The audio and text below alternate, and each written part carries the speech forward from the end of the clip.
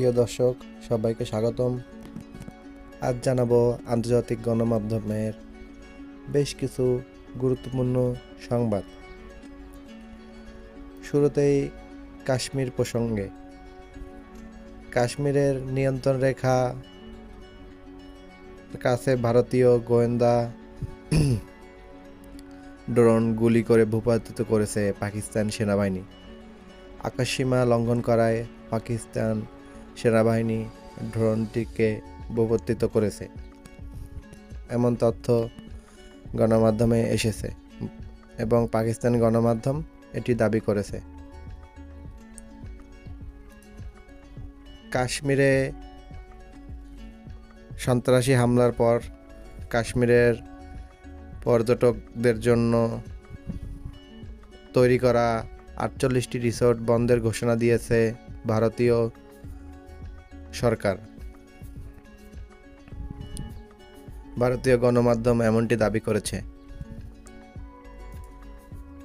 কাশ্মীরে হামলার জেরে ভারতে মুসলমানদের উপরে চালানো হচ্ছে ব্যাপক নির্যাতন। বাড়িঘর বুলডোজার দিয়ে গুঁড়িয়ে দেওয়া হচ্ছে। এছাড়াও গতকাল গুজরাটের পুলিশ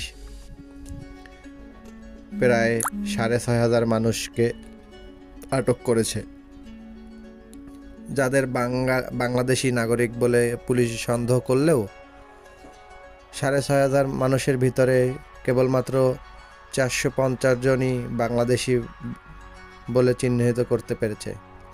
বাকিরা সকলেই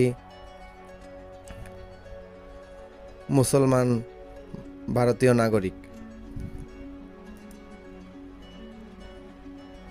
পেহেলগাঁয়ে হামলার পর পাকিস্তানের তথ্যমন্ত্রী আতাউল্লাহ তারা বলেছে 24 থেকে 36 ঘন্টার মধ্যে পাকিস্তানে ভারত হামলা করতে পারে।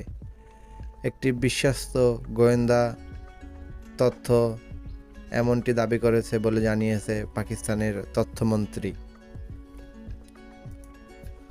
ভারতের পশ্চিমবঙ্গে কলকাতার শহরে এলাকার বড়বাজারে ফলপট্টির একটি হোটেলে ভয়াবহ অগ্নিকাণ্ডের ঘটনা ঘটেছে। এতে নিহত হয়েছে অন্তত 14 জন। নিহতদের মধ্যে 2 জন শিশু, 1 জন মহিলা ও 11 জন পুরুষ। ভারতে পাকিস্তান জিন্দাবাদ বলায় এক যুবককে পিটিয়ে হত্যা করেছে। এই ঘটনায়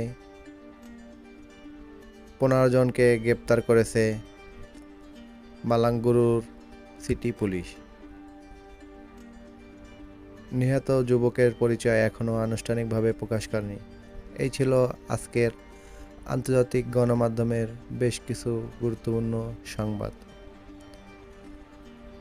এমন নিত্য নতুন সংবাদ পেতে চাইলে আমাদের চ্যানেলটি সাবস্ক্রাইব করে আমাদের সাথেই থাকুন। ধন্যবাদ।